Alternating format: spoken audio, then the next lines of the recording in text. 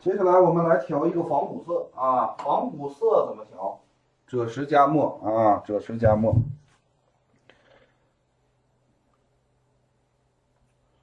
首先我们来找一个赭石，我是刚才考虑了一下，要不要把这个墨全部倒进去啊？但是想了一下，还是慢点吧啊，赭石多挤一点，挤上1毛钱的吧啊，好不好？1毛钱的墨啊，赭石。调的时候注意了，先用小笔调，小笔先调开啊，小笔先调开。加入纯净水啊，少加点水，加一点点水啊，先把这个颜色给它调开，离了我的太近了。一定要多调，为什么多调呢？因为这个颜色会有浪费。用我们这个排刷啊，它这种排刷，它这个会有一定程度的浪费。先把它调开啊，调开以后啊，我们再给它往进倒水。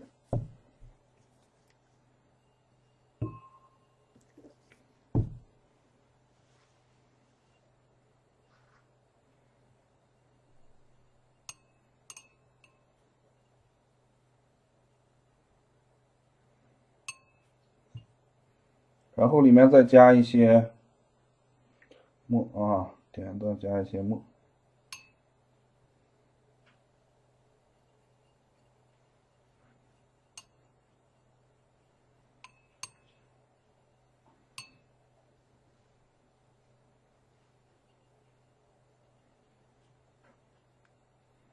你稍微浓一点的墨啊，拿笔尖啊，一点点的给它点。想让它偏黄一点，你就加藤黄；想让它偏红一点，加曙红或者胭脂啊，都可以。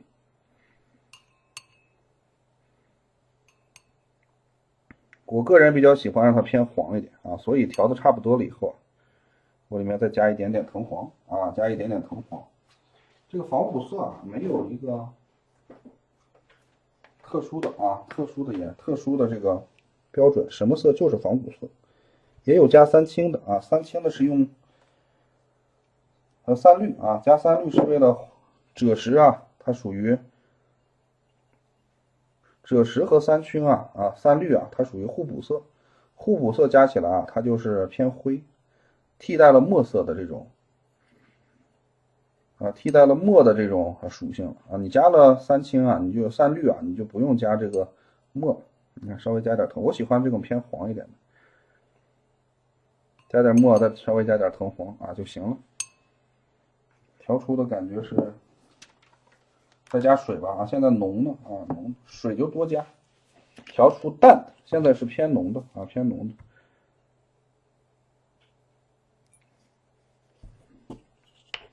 你也不能过于淡啊，过于淡的话，我们这个底色它本身就不大啊，你要是过淡的话，这次数就得多刷啊。但是刷底色不会一次啊，最少得2、3次，这样才能刷匀啊。你看已经很淡了，基本就这么个颜色啊，基本就这样颜色，搓一下很淡。然后拿出我们的排刷啊，3连排、4连排、5连排、6连排啊都行啊，都可以。9连排啊也行，我这排刷好几种规格，你们就按自己的喜好啊，按自己的喜好。哎，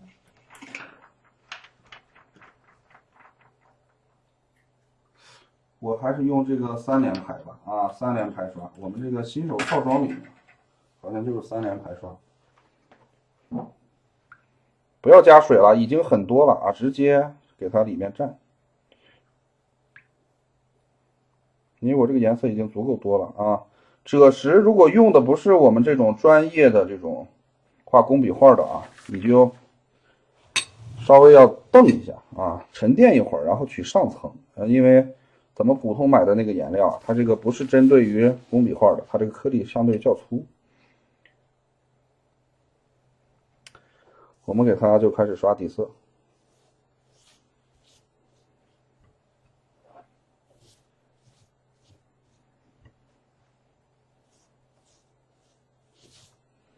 刷的时候啊，有的老师喜欢横一遍竖一遍啊，但是这也是分的啊，这也分的，分这个效果，反正刷匀了就行，一遍横一遍竖。我个人啊，我觉得都行啊，我觉得都行。刷底色的时候啊，如果刷的这种深颜色的时候，出来那种跑墨的现象，忽然有个墨晕出来了，这叫什么现象呢？这叫跑墨啊，这叫跑墨。什么原因呢？啊，跟墨没有多大关系啊，当然了，跟墨肯定也有关系，只不过说什么特别好的墨，它是不容易跑墨的啊，像这能跑出来的墨啊，这个。我们是可以避免的，什么避免？怎么避免呢？你这个墨啊不要太浓了啊，要稍微加点水。证明，如果是跑墨，就说明什么呢？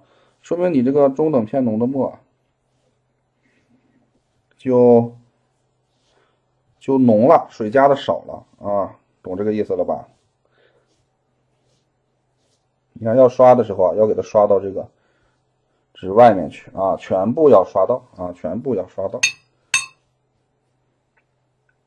你看第一遍淡淡的，刷完了以后啊，轻轻的啊，别使劲儿。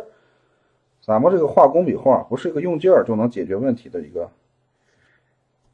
画种啊，所以你别使劲儿，轻轻的。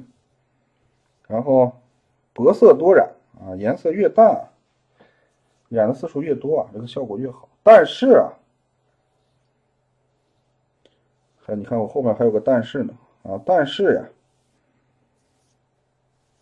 这个纸受不了啊，只能染咱们这个熟选纸啊，一般的这种熟选纸也就能染个30遍左右吧，是吧？你染的次数太多，这个纸就啊受不了了，需要涂胶反水了啊，需要涂胶反水了。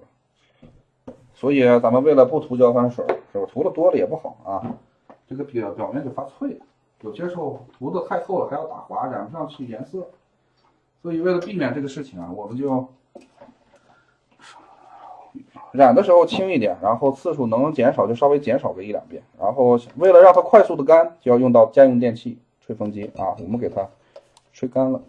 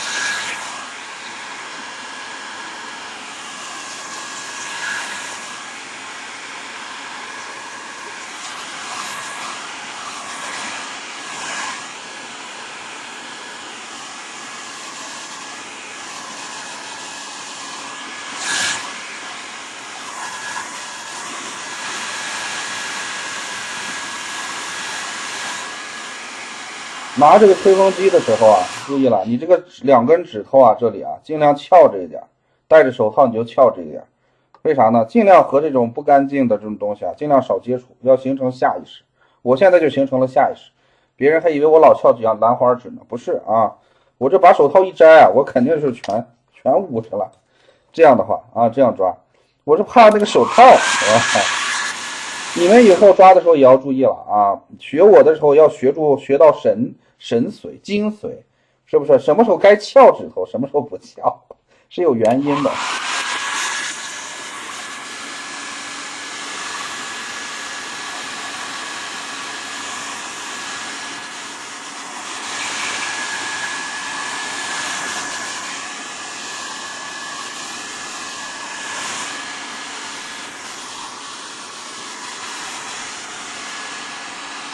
我们要把它吹的完全干透，再染第2遍。你要不吹的话，你就让它自然干，也是要等它完全干透。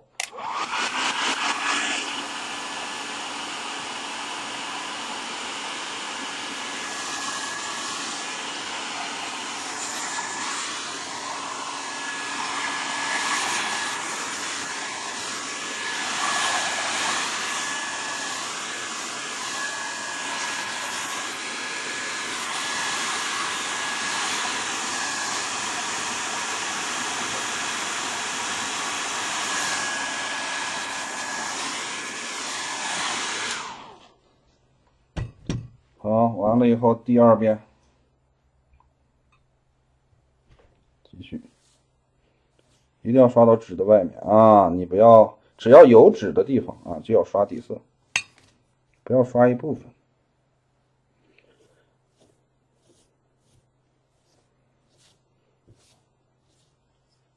刷的时候轻一点啊，轻一点。你看，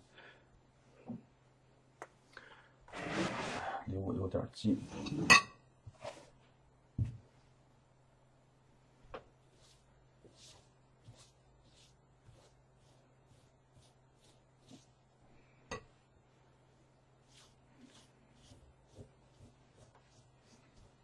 关于是刷底色的时候啊，你说老师，我这个有些同学经常问老师，我这个画了以后啊，后期能不能觉得底色不够啊？我后期画到一定程度，能不能再刷？可以，但是也得分呢啊，分情况，什么时候要调整？一般在你看白描、平涂、同染、分染，分染完了来调整，来调整你这个底色的浓度啊。也许在后期啊，提染的时候也能啊，提染的时候也能。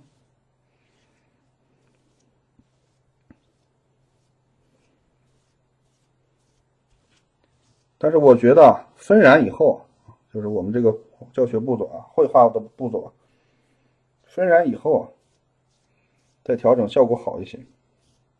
有些同学到现在刚上课还不知道什么是分染的步骤啊，你就跟着我学吧啊，以后慢慢的就会了，是不是？我们今天这节课啊，就是通过画这幅画，给大家梳理一下白描、平涂、同染、分染、提染、收官，从整体到局部啊，从粗犷到精致啊，慢慢的把这幅画画出来的这个过程，是不是？造型比较简单，而且还要覆盖我们5种颜色的这种晕染啊，基本常用的这5种颜色的晕染啊，都要覆盖进去，来进行创作的这么一幅作品。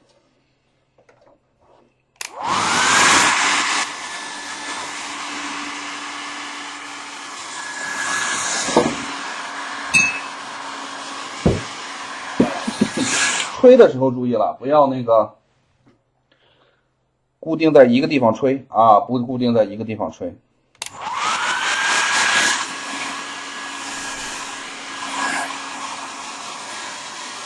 你看现在这里啊，这个颜色就有点不均匀，为什么呢？你看这一道，这一道，这一道，这不是跟我没关系啊，这是它纸本身就有点轻微的漏矾。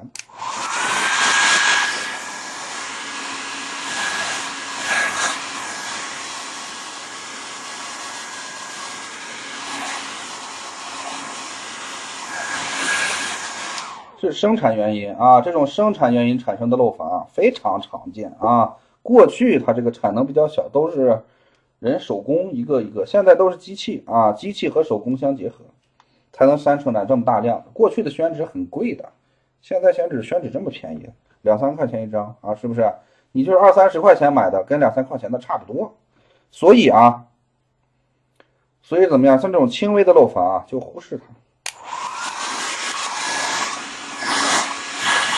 没漏矾最好啊，如果漏得很严重怎么办？重新勾啊，重新勾，反正也花不了多少时间。所以我经常说啊，多勾几幅选一幅，是不是？多勾几幅选一幅，我这就没必要多勾了，是不是？你们就多勾几幅选一幅。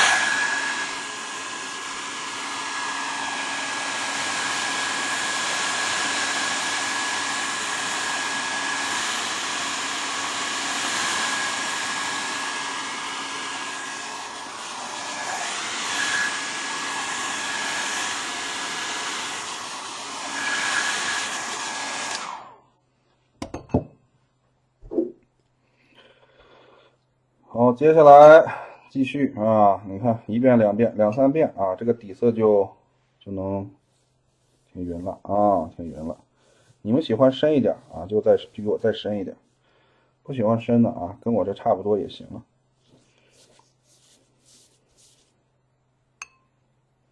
你看第三遍一染啊，它这个颜色就起来了啊。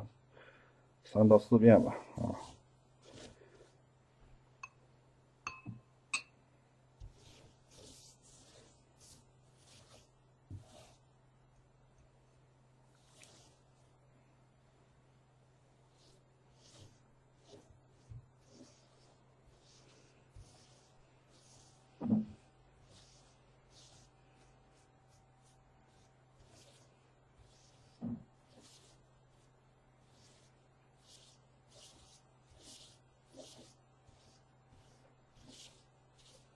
你看下面刷的不平是因为什么呢？我边边上有点没刷到啊，没刷到，它就不容易平。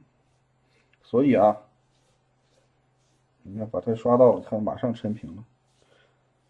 它这个是一定要注意，让它这个能刷平的前提下，就是你这个让它充分的让纸啊全部刷到水啊，让它充分的吸水，纸纤维里面啊这个水要吸透了，这样它的湿度均匀啊，湿度均匀。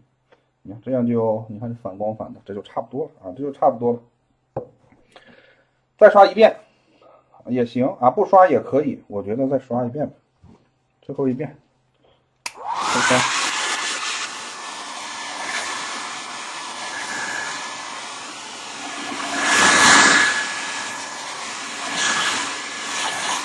刷的时候一定注意轻一点啊，轻一点，轻轻的刷，因为后面你还要指望它染色呢啊，尤其是中间这里，别染毛了啊。不过这也不复杂。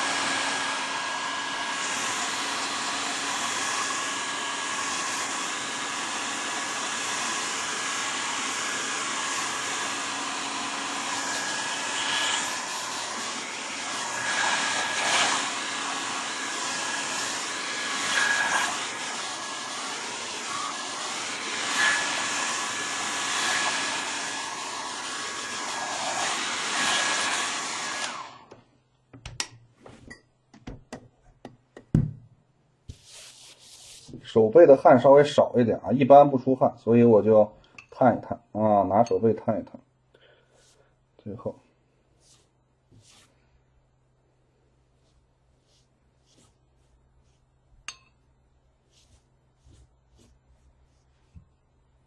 有一个诀窍，就是当你刷完这个颜色呀，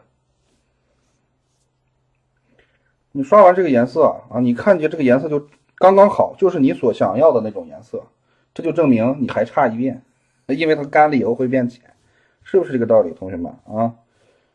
所以啊，你看刚才我觉得哦差不多了，然后啊，哎这个颜色就正好，哎那我就你看还得再刷一遍啊，这就是这个技巧判断的标准。这就属于技巧类啊，我一说你就懂啊，你就能做到。像什么褪晕啊、宅染啊这些，后面反复强调，这就是技术性。我就是说了，你也啊不容易掌握。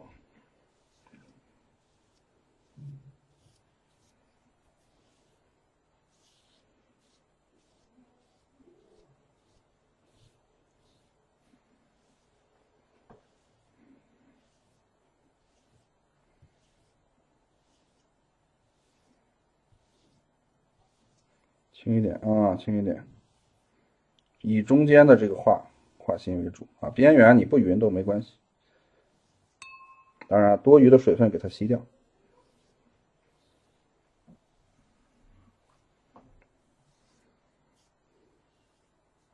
好，刷完了以后，我们就可以怎么样啊？上板了啊，给它裱板。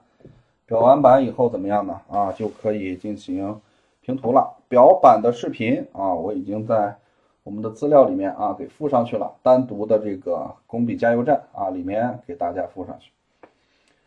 那大家想那个什么的啊，想裱板的去单独看视频。接下来我们进行平涂工作啊，平涂工作。好啊，同学们，接下来我们来进行平涂啊。你看裱完板了以后啊，一定注意了，你看它就是相对来说平一些啊，平一些。你看这些属于漏环的地方，这肯定不是我弄的啊。你看这个有可能是我自己弄的啊，一个小指头印子啊，小指头印子有可能啊，也许就不是我的指头印子，因为我一般都非常小心啊。到了老师这个阶段呀。我的原因啊，我人为的原因啊，导致的漏繁很少。他有些时候买的手工圈啊，他工人也是这样的啊，也是抓呢。所以啊，现在啊，我就跟大家说，心态放平缓，不严重就忽视它啊，不严重就忽视它。有些专门啊拿皮纸做出这种敦煌效果啊，也是可以的。首先我们来平涂，平涂的时候啊，先注意了，先把藤黄挑出来。拿出我们的藤黄，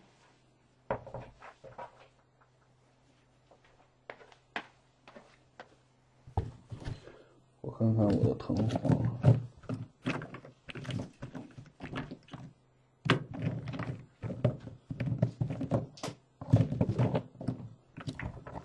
哎，藤黄哪去了？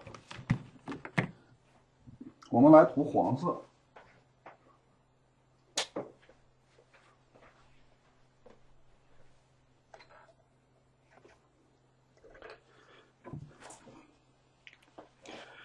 我们调出中等偏淡的藤黄，也用不了多少啊，就一小口。小一点的黄色笔，黄色染色笔啊，我们染这个颜色啊，一定注意了，尽量啊，我说的是尽量啊，尽量把颜色分得明显一些。三原色、三间色、阴阳色啊，黑白二色都是单独的笔啊，这样是最好的。加色的时候加纯净水，先加一点，给它调开。然后啊，调完了以后啊，记得把这个颜色全部揉开啊，揉开以后啊，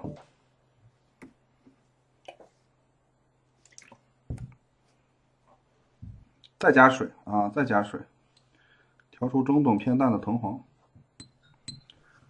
我给拿着试纸，给大家看一看。啊，差不多啊，就这个颜色。然后我们来涂什么呢？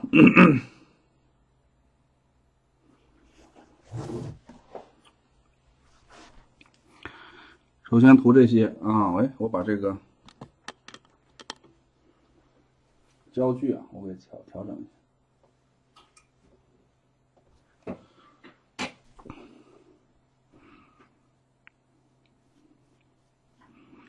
金色的地方平涂，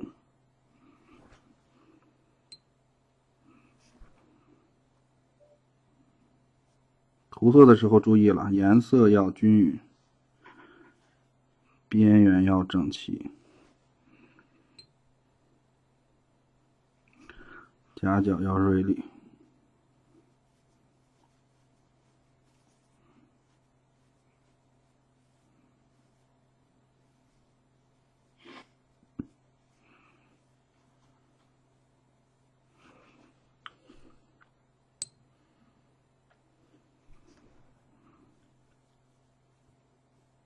中锋也行，侧锋也行啊。这个涂色的时候有个小技巧，就是你从右往左这么掏是很好掏，然后你看同样的两个边，你涂这个边的话就很容易整齐，这个边的话你就得这样掏啊，这样掏就这么抓笔就不好抓了。那怎么办呢？你调整一下这样啊，这样就4支执笔法啊就行。所以我经常说啊，都要学得会啊，因为你我们从小开始你就有一套肌肉体系啊，手部的这个肌肉体系，以它为基础啊，再进行深入的拓展的学习，是不是？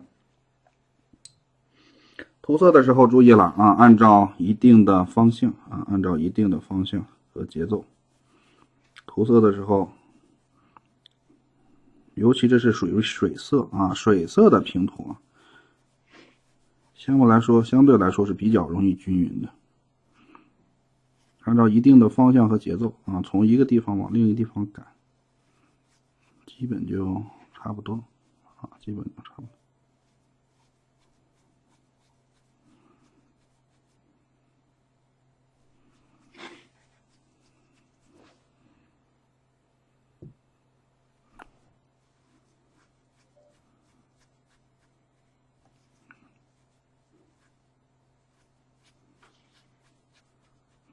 但是唯一注意的就是什么呢？啊，不要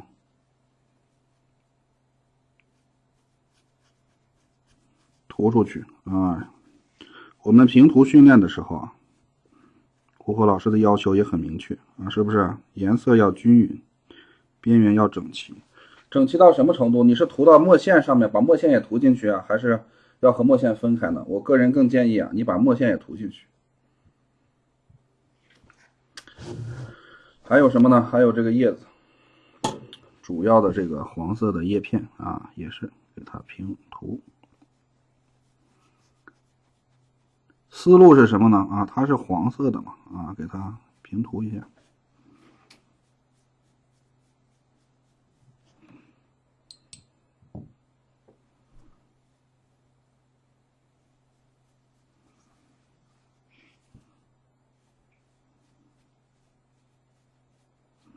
还有一种涂法是什么呢？给它涂成这个淡淡的黄色啊，加淡淡的白色啊，涂成一种粉白色啊，粉黄色也是可以的。但是如果加了白色啊，它就属于实色了啊，它就属于实色了，因为实色和水色，你看叶柄和它之间啊，叶柄和它之间稍微的给它进行个晕染，拿我们的水笔啊，拿一根水笔，沾上清水啊，沾上清水，给它从里面拖出来，是不是啊？这个黄色就差不多了啊，黄色就差不多了。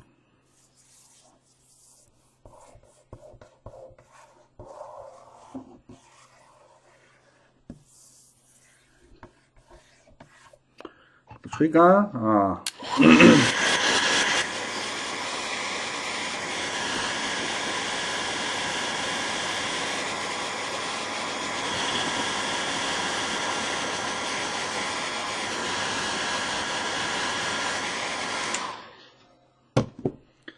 来，再涂第2遍。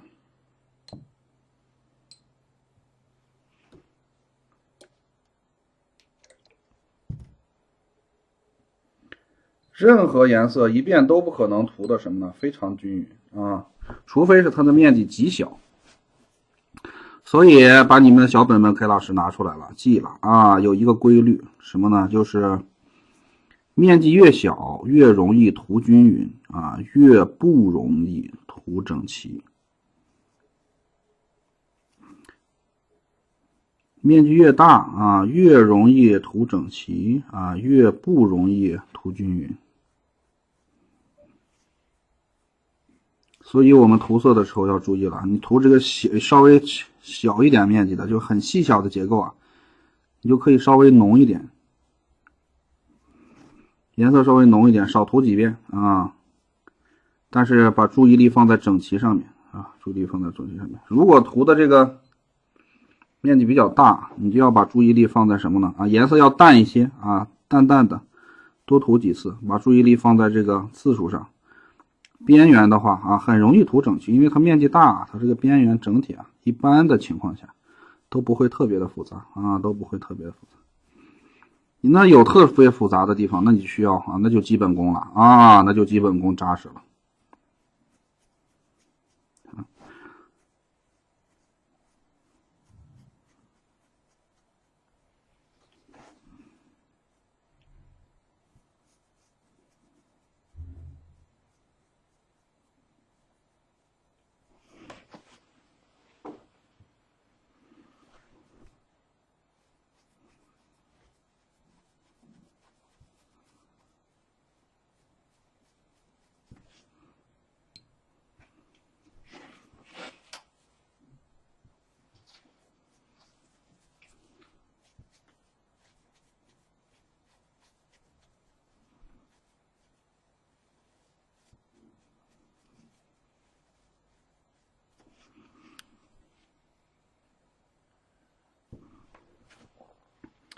黄色涂完了啊，接下来我们再调一个什么呢？啊，黄色涂完了，涂墨色。我们刚才不是有墨吗？啊，对不对？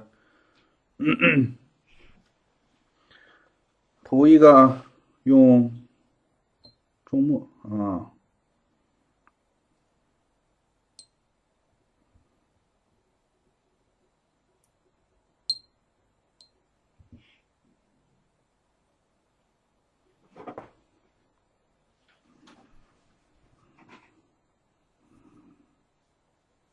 这里先给它啊晕染一下，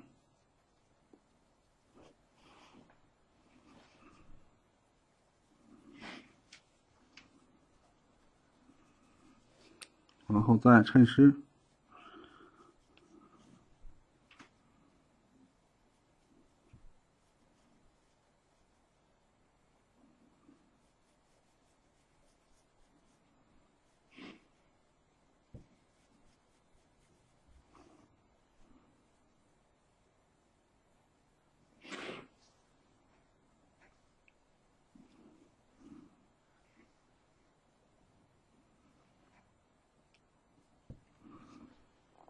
哎，给它涂出来，好，吹干。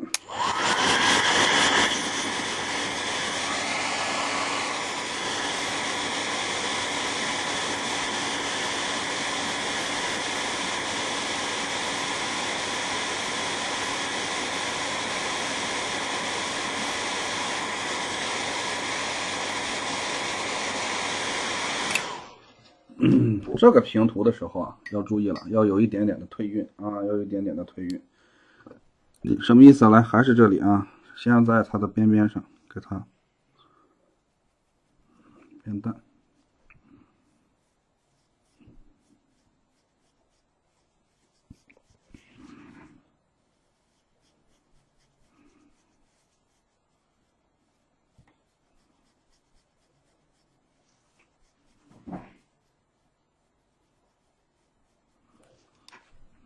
到了这个尖尖啊，稍微给它晕染一下，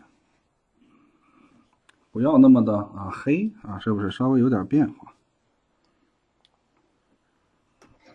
吹干。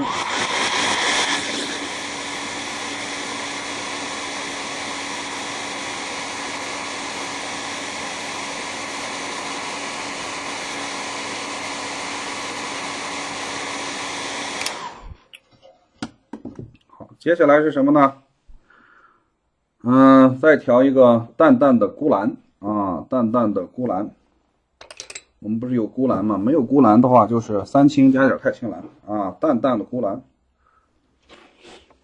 这个用的墨是中墨啊，中等偏淡也行啊，你多涂两遍，肯定不行，不要太浓，宁淡勿浓。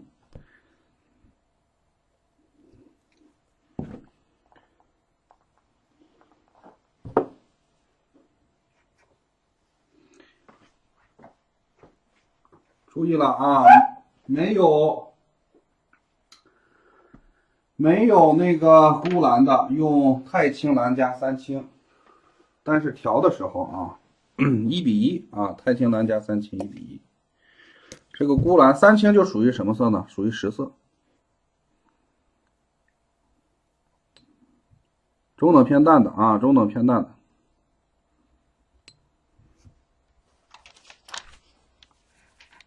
或者淡的也行啊，你看，我这就属于中等偏淡。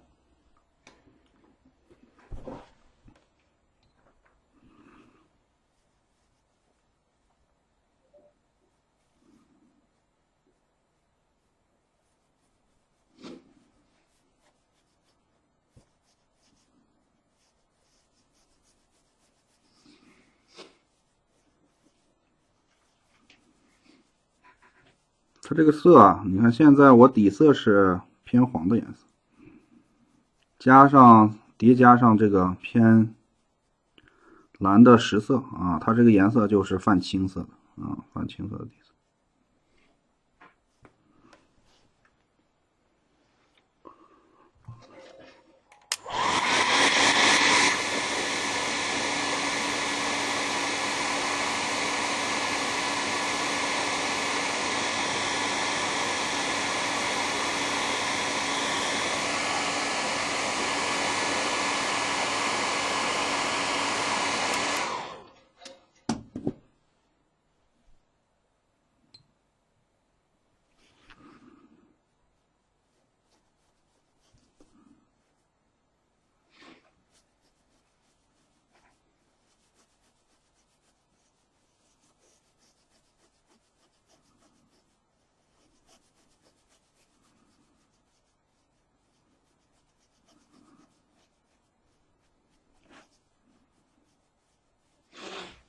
涂个2遍到3遍啊，涂个2遍到3遍。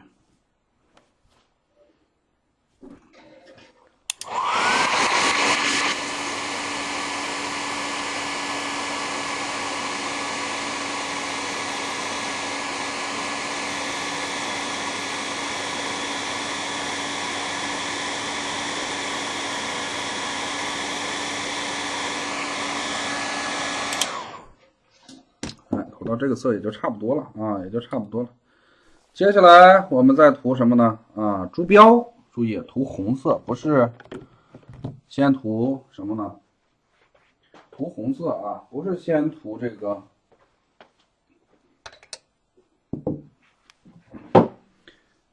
红色啊，而是先打底是珠标，除了珠标或者是朱砂也行。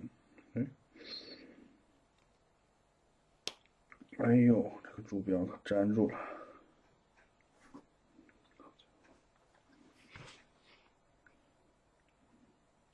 珠标这个注意了啊，调的时候也是要注意了啊，要浓啊，要中等浓度，涂个2遍到3遍。中等浓度本身就已经很浓了啊，你再调个2遍，涂个2遍到3遍就怎么样？已经很浓了啊，非常浓。你看这个颜色是不是？前期这是为了什么呢？就一幅画，让你多学点，所以啊，这么复杂。有些画它就比较简单，就那么1、2种颜色啊。咱们这个就通过一幅画，你要记得住啊，每一种颜色，它是通过什么体系来染的啊？你看这就调出是这种中等浓度了。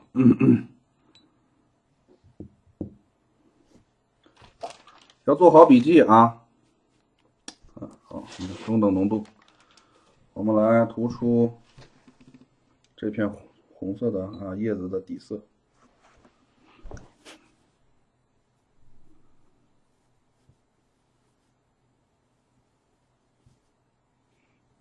这涂的时候就要注意了啊，尽量不要涂出去。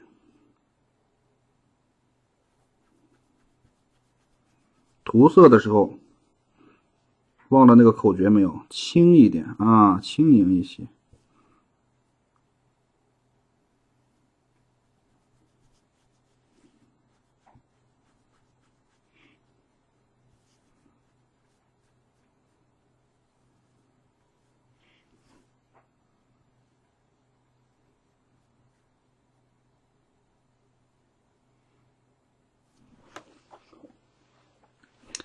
一遍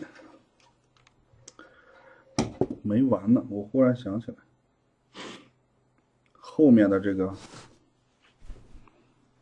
小宝石啊，我也要给它涂出来。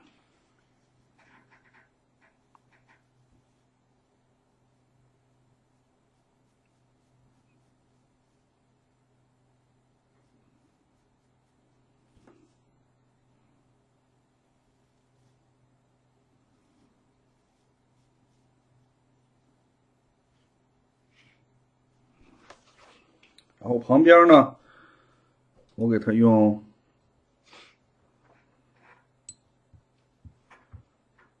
2个绿宝石，一个蓝宝石，然后一个白宝石啊，你看也是给它多一点。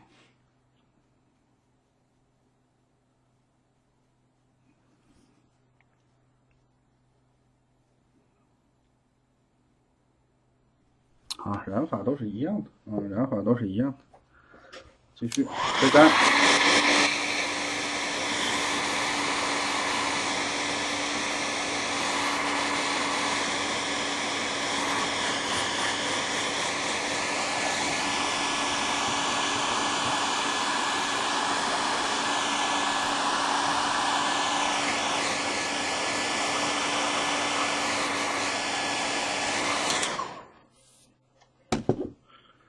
然后蓝色啊，再涂一遍。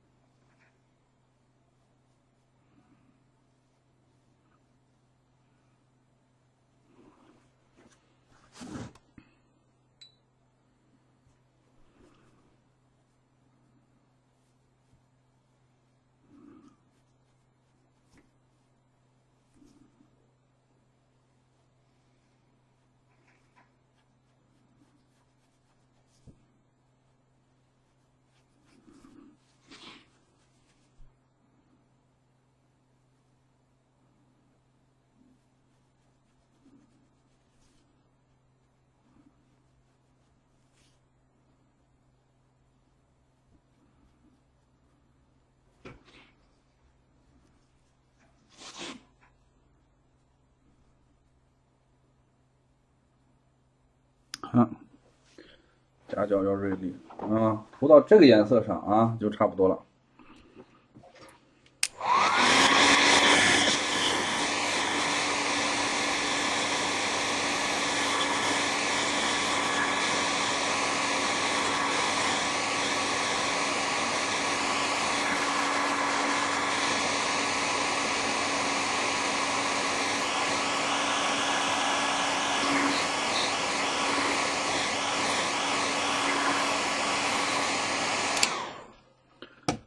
好，接下来我们来点什么呢？啊，草绿。你看我这碟子又来了，草绿没有现成草绿的同学怎么办？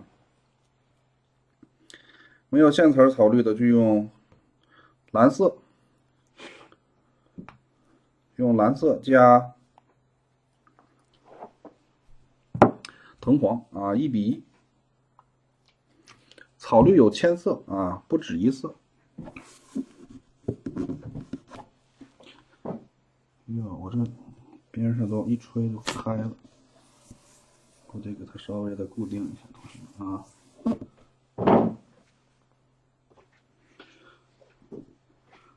用绿色的笔，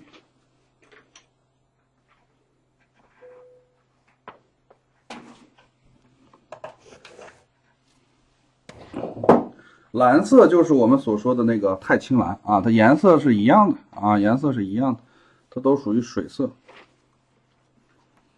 调出中等偏淡的草绿。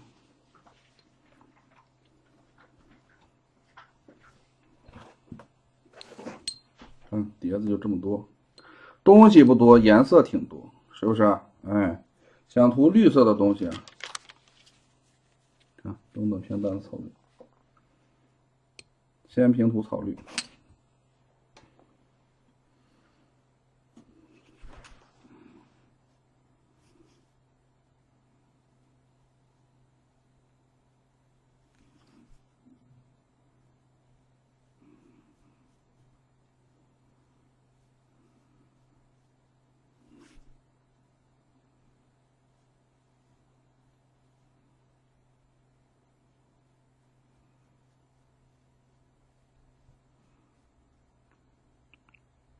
你看我这就中锋型笔了，然后还有哪儿呢？拿出我们的水笔啊，涂这个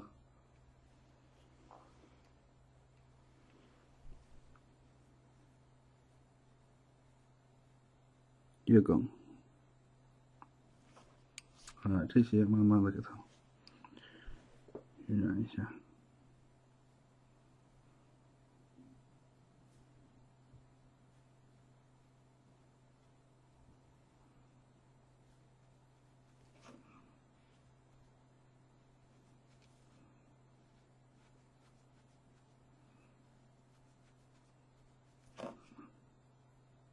涂到手这里，注意了，边缘要整齐，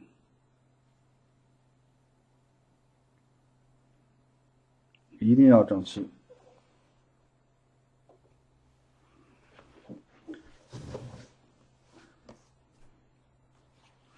一定注意这里要非常整齐，你别涂过去。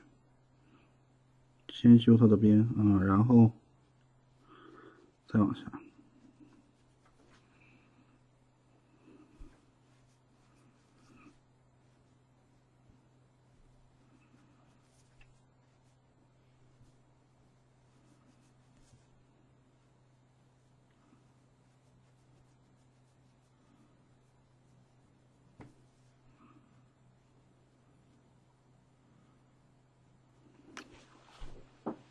是不是涂完了？没呢，这里还差一点。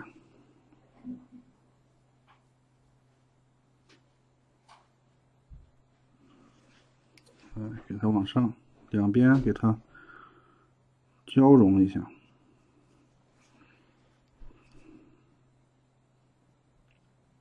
这样好看啊，这样好看，是不是？吹一吹。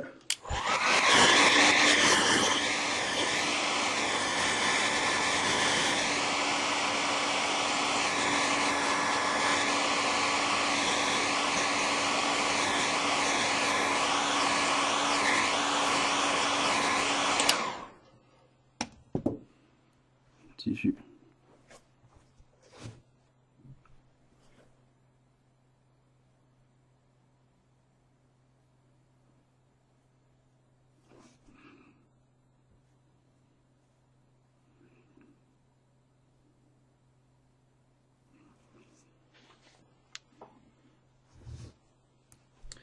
其实这个颜色就差不多了啊，这个颜色就差不多了，咱们涂一遍就行啊，涂一遍就行。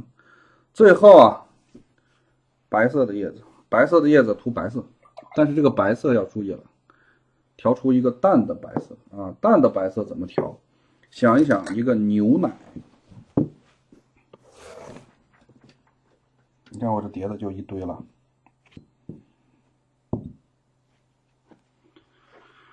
调出一个牛奶状的白色，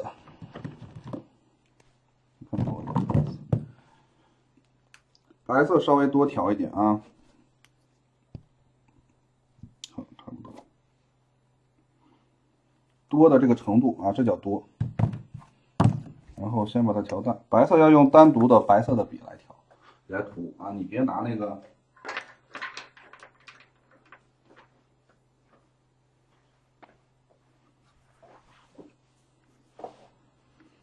你别拿那个什么都用的笔啊，我这个你看白色的笔就是白色，我经常用的这个。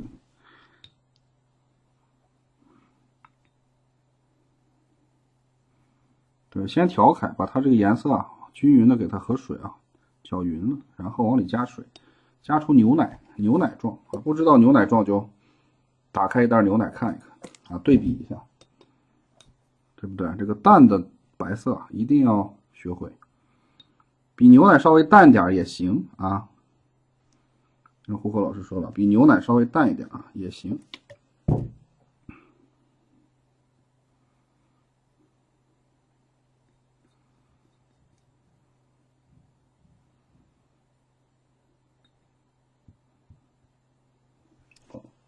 就看它的状态就是啊就行，就是白色，淡淡的白色。我们涂什么呢？啊，首先啊涂这个白色的叶子啊，先把白色的叶子，它是主角啊，先涂了。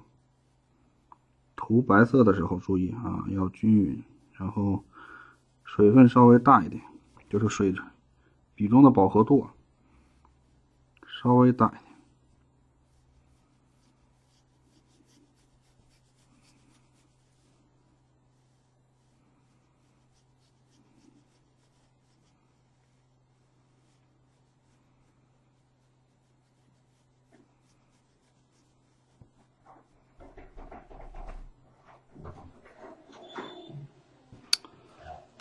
白色的花瓣涂完了以后呀，接下来就是把什么呢？我们的祥云啊也给它涂白了。涂的时候注意了啊，注意它们的这个轮廓，别重复了。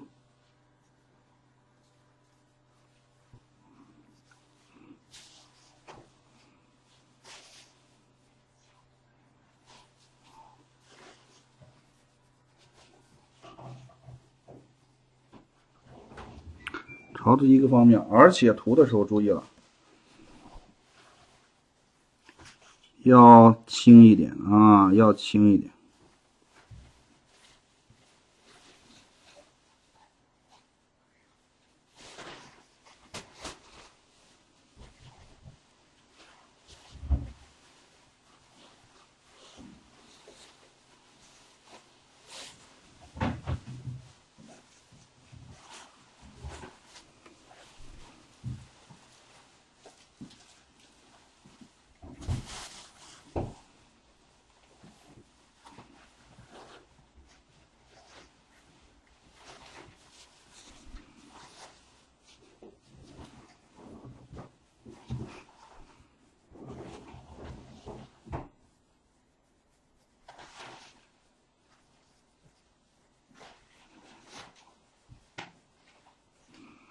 及时的补充笔中的这个颜色啊，你别一根笔涂天下啊，一根笔走天下，从头涂到尾。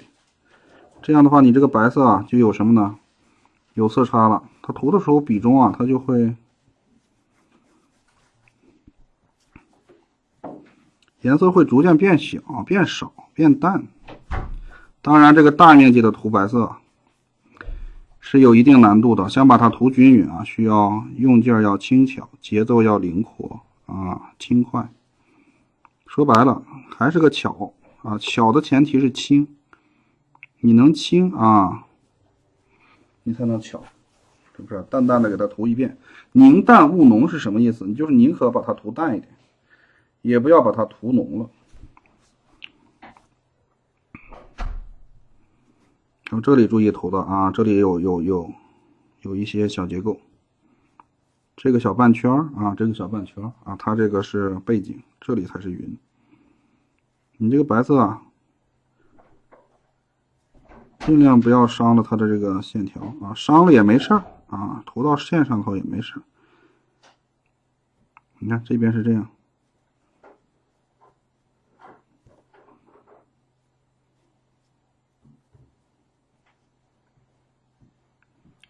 仔细看我涂，这里转过来，这个不是，这个小半圈不是啊。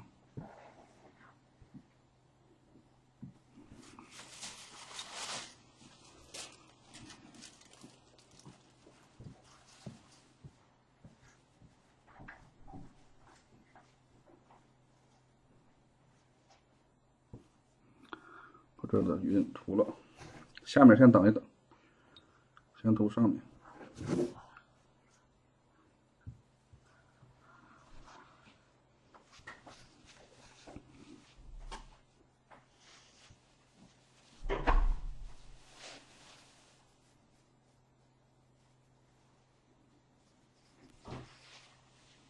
你看这里有个小窟窿不涂啊，这有小窟窿不涂。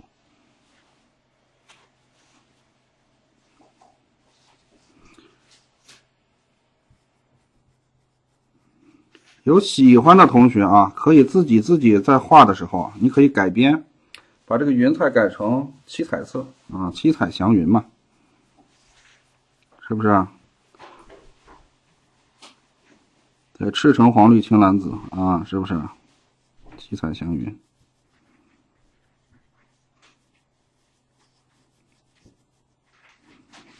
不同的云，不同的颜色，但是要淡一点啊，淡一点。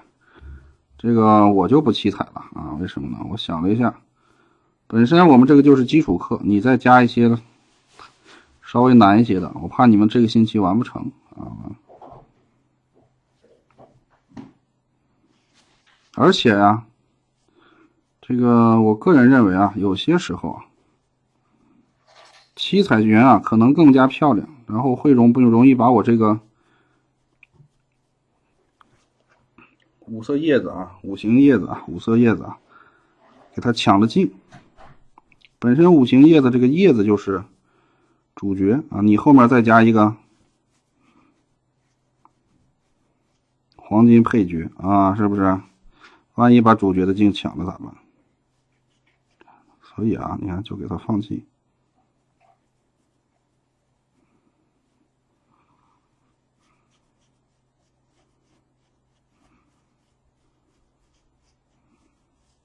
两方面考虑啊，两方面考虑。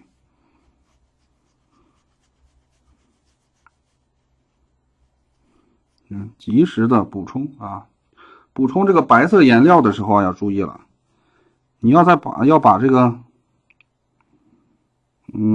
搅起来。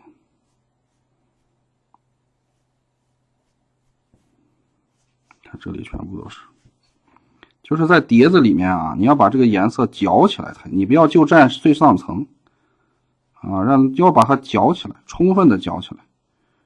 这样的话，它能保证颜色它一致。要不然啊，这个白色它会沉淀啊，沉淀了以后啊，下面下层就深了啊，然后上层就淡，然后你平涂完了以后，你就会发现，哎，我这个颜色怎么有色差嘞啊？为什么不均匀了？不只是它啊，是所有的颜色啊都要搅起来，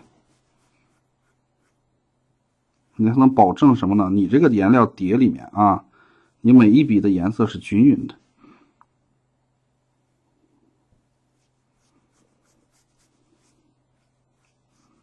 当然了，有的时候啊，通过不同的需求啊，你可以什么呢？用不同的方法啊，比如说，我想有些画的比较大的画，我要求啊，有时候我们就这个比较高级的这个画法了。刚开始啊，你画的时候啊，颜色是一个颜色，慢慢的随着它的颜色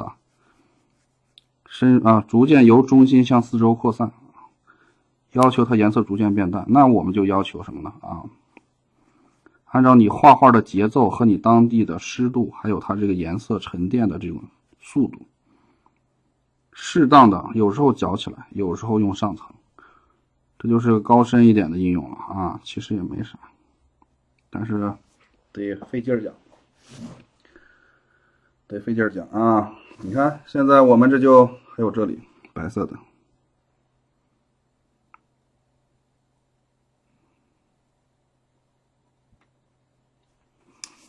涂了，最后啊，我们来这里还没涂，差点忘了。这个我还以为涂完了呢，结果这留个小尾巴。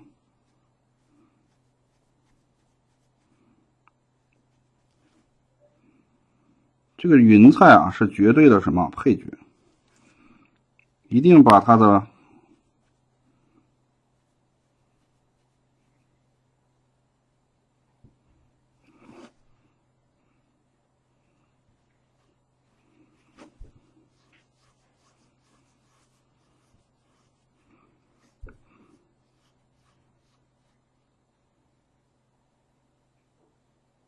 把它的位置放准确了啊。什么叫配角？配角就是配着它，搭配着它啊，它不能成为主角。然后再拿一个碟子，我们来调出肉色。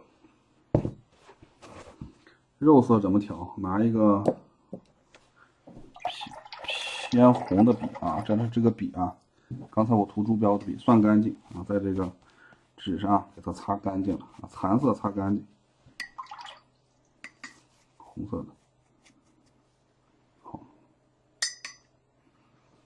然后什么呢？猪标、藤黄，点一点点。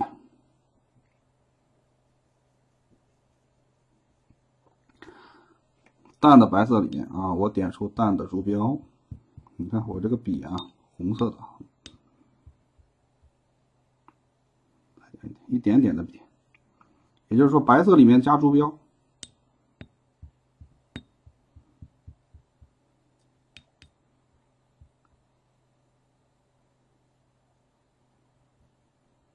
这还是白为主啊，再加猪标，再加藤黄，稍微加一点点啊，藤黄就调，你看这就成了什么色了啊？这个肉色。想稍微再红一点啊，再来一点点，别多了，粉嫩嫩、粉嫩嫩、粉嫩嫩的啊！你看，哎，这个肉色就差不多了，偏淡的肉色，看到了吗？很淡的啊，很淡的。涂1到2遍我们的手，这碟子都省了。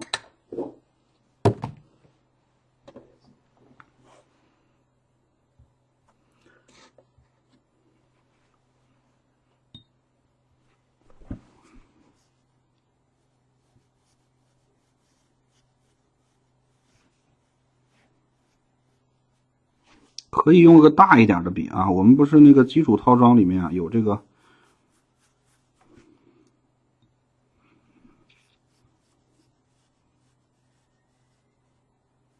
大的那个色笔嘛啊，你就可以用那个。你看我基本涂个5、7、8笔的啊，就要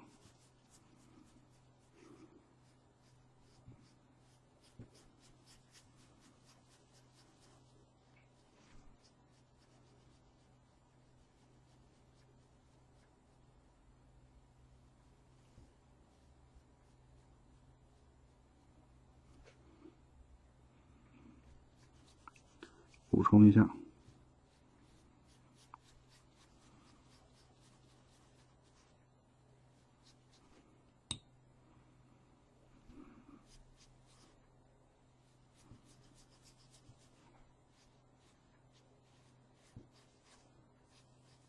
涂到边缘的时候注意了，一根指头一根指头啊，别涂的什么呢啊，别涂的中间的间隔啊，别涂的到背景上去。看，保持它的湿度的同时，分路进行啊，分路。你看，看好我是怎么涂的啊，我是怎么涂的。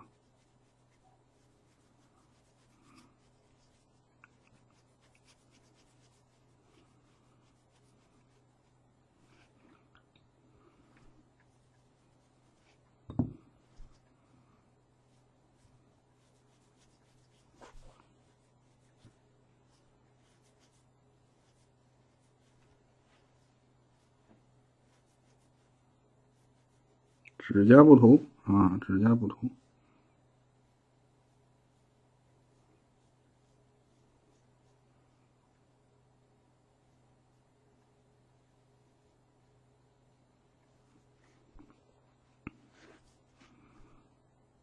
好，剩下这些小结构，你看这就好涂了。不要涂指甲啊！我说了，不要涂指甲。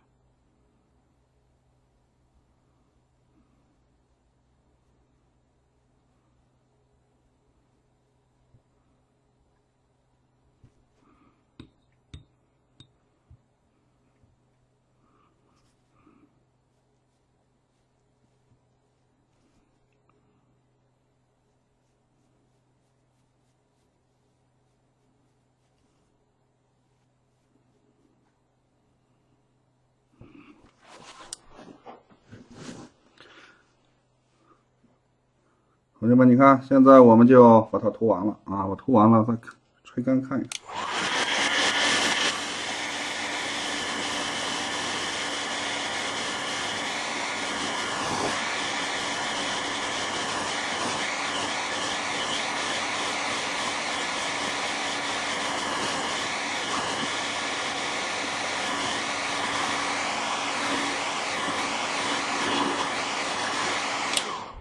好，涂到这里，这就差不多了啊，差不多了。这个视频上的效果啊，差别不大，但是现实中啊，它的差别还是很明显的啊。我们来往近放，我把这个灯啊关一个。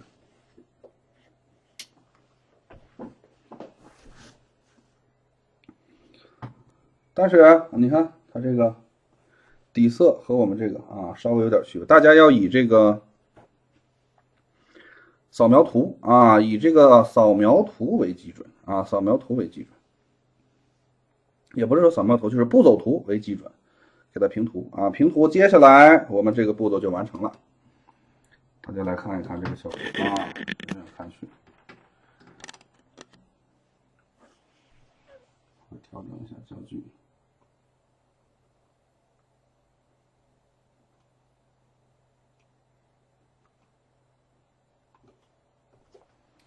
基本上是这样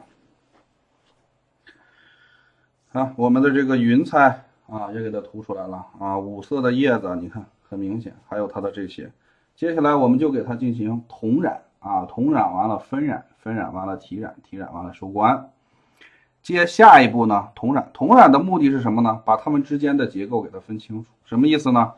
手和饰品之间的关系，饰品手和这个